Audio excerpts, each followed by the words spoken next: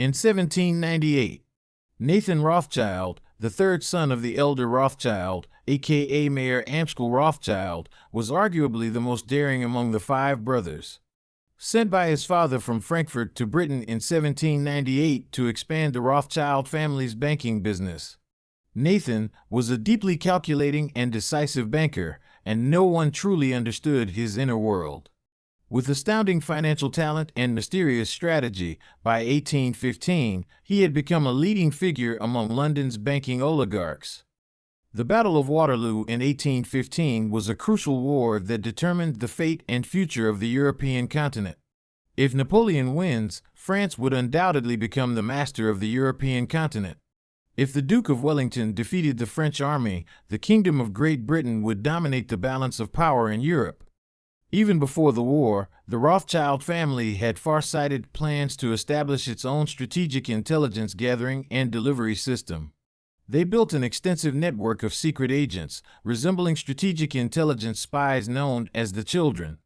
These individuals were stationed in all European capitals, major cities, important trading centers, business hubs, disguised in various forms of business, political, and other spies were shuttled between London, Paris, Frankfurt, Vienna, and Naples.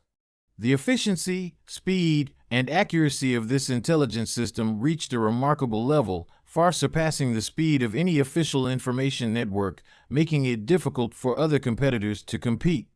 All of this placed the Rothschild Bank in a distinct advantage in almost all international competitions.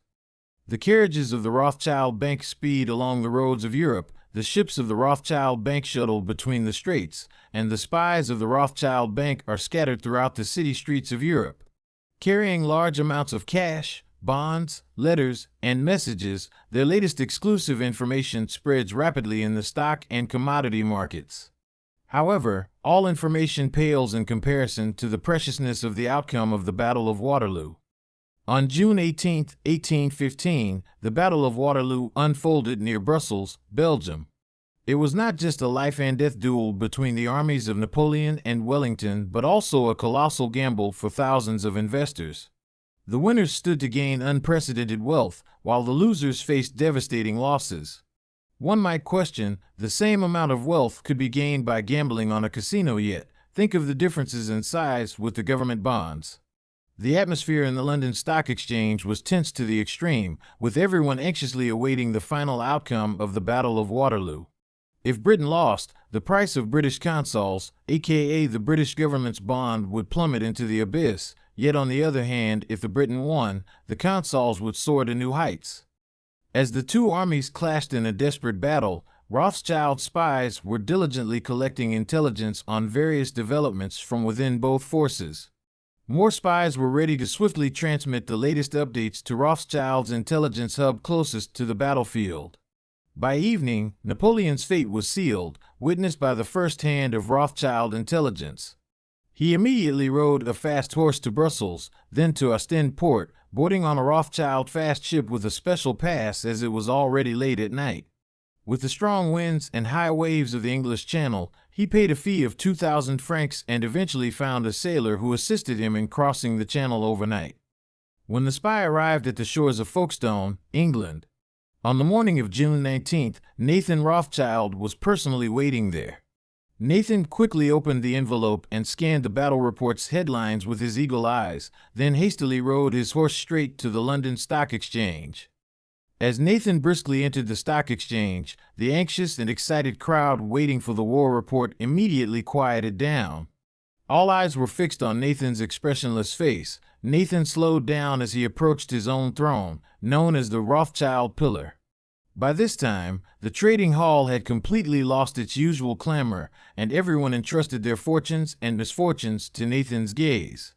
After a moment, Nathan cast a profound look at the Rothschild family traders surrounding him, and everyone immediately rushed to their respective trading desks, starting to sell British consols. The hall instantly erupted into chaos. Some began whispering to each other while others stood still, not knowing what to do. At this moment, equivalent to hundreds of thousands of dollars of British consols were violently thrown into the market. The price of consols began to decline, and then larger sell orders, like waves, became more intense, resulting the price of the consols collapsed. Nathan remained impassive, leaning on his throne. Someone in the trading hall finally exclaimed, "The Rothschild knows! The Rothschild knows! Wellington is defeated." Everyone, as if shocked, suddenly realized, and the selling had turned into a panic. In a moment of irrationality, following others' actions became a self-imposed behavior. Everyone wanted to immediately dispose of the now nearly worthless British consols, retaining whatever little wealth they had left. After a few hours of frenzied selling, British consols had become a pile of trash with a face value remaining at only 5%. Nathan, still as expressionless as before, continued to observe everything. His eyes, in a way that could only be understood after long-term training, subtly flickered, but this time, the signal was completely different. Numerous traders around him immediately rushed to their respective trading desks, starting to buy every British console available in the market. On the night of June 21st, Lord Wellington's messenger, Henry Percy, finally arrived in London with the news that Napoleon's army had been completely defeated after 8 hours of intense battle, losing a third of its soldiers. France was finished.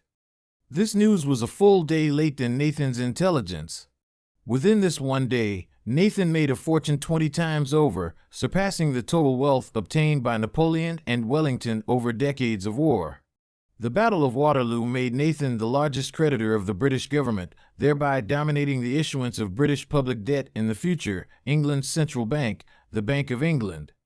With the Bank of England under Nathan's control, the British public debt was used to serve as a certificate for the future collection of government taxes. The obligation of the British people to pay various taxes to the government has now transformed into an indirect taxation on the public of the British people to Rothschild Bank. The British government's spending was funded by issuing public debt, also known as bond in today's word. Yet now, because the British government lacked the right to issue currency, they had to borrow money from private banks to be able to spend, and has to pay around 8% in interest per year, all settled in gold coins. When Nathan holds a staggering quantity of British public debt, he effectively controls the price of debt, influencing the entire money supply of Britain. The economic lifeline of Britain is tightly held in the hands of the Rothschild family. Nathan, triumphant and proud, didn't bother to hide his pride in conquering the British Empire. He said, "I don't care what kind of English puppet is placed on the throne to rule this vast empire where the sun never sets. Whoever controls the money supply of the British Empire controls the British Empire, and that person is me."